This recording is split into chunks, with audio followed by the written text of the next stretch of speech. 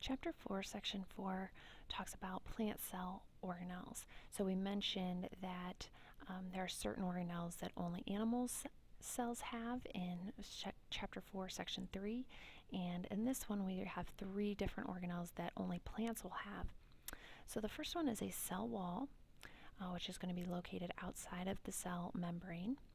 The second is a central vacuole, that's this big structure here.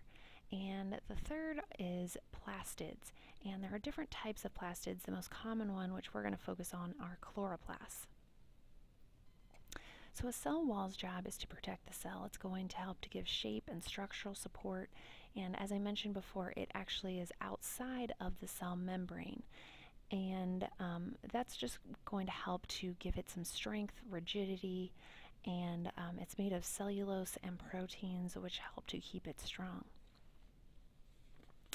So when you see a plant that's wilting, then that means that it doesn't have enough water and that cell membrane is not being pushed against the cell wall. When it's got adequate water, that cell membrane will be right up against that cell wall and keep the plant nice and tall. The central vacuole's main function is to store materials such as water, enzymes, which help to speed up chemical reactions, and sometimes waste material. Other vacuoles also can store toxins. Many plants that are poisonous, that's where their poison is stored. And then plastids are organelles that have their own membrane and DNA and store materials inside of them. For instance, in chloroplasts, which is a type of plastids, they store pigments that are going to allow the plant cell to undergo photosynthesis or capture energy from the sun. Also, I wanted to mention in this section a little review on the microscope, since we'll be looking at those again. So this is a little refresher from Chapter 1, Section 4, which just a microscope is an image that has been enlarged, or an instrument that's going to be enlarging an image for us. Magnification is how much it's increasing the object size, and then resolution is how clearly we're able to see details. On our light microscopes, we've got a stage, that's where the slide is placed, our objective lenses, which are on the nose piece that we can rotate through various powers, and then the power of magnification is going to be both those objective lenses, whichever one we're using, in addition to our ocular lens where we're looking through.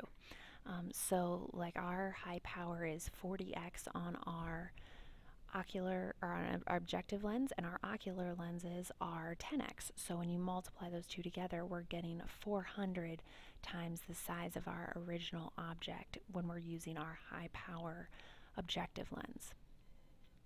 A couple other objects on the light microscope: the diaphragm, that's what adjusts the amounts of light that's coming in so you can make it darker or lighter.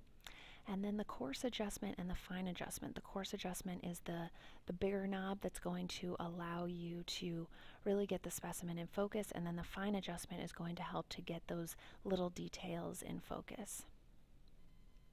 And here's just another diagram of all of those structures on our compound light microscope. Our ocular lens on the eyepiece, the body tube that attaches it to the rest of the microscope, our nose piece that rotates our objective lenses, the arm, the stage where we set our slide, the clips where we can clip them in at, the diaphragm that adjusts the light, our light source here at the bottom.